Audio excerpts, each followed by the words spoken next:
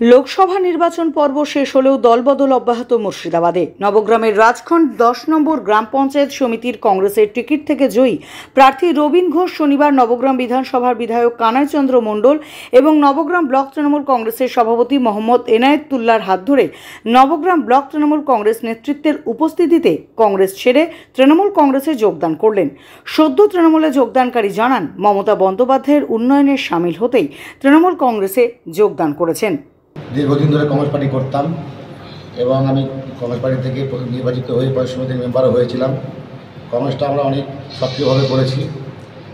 বর্তমানে যে ইলেকশনটা হলো গত কয়েকদিন আগে, যে লোকসভা ইলেকশন, সেখানে আমরা দেখলাম শুধু আমার নিজের অঞ্চল নয়, গোটা পশ্চিমবাংলা জুড়ে কংগ্রেস তার গ্রহণযোগ্যতা হারিয়েছে। এখন এই পরিস্থিতিতে দাঁড়িয়ে অনেক চিন্তাভাবনা করার পর দেখলাম যে উন্নয়ন যদি করতে হয় মানুষের স্বার্থে, মানুষ যেহেতু ভোট দিয়েছে, তাদের কিছু চাওয়া পাওয়া ছোটোখাটো আছে, সেটা পূরণ করতে গেলে পরে মমতা ব্যানার্জির উন্নয়নের সামিল হতে হবে।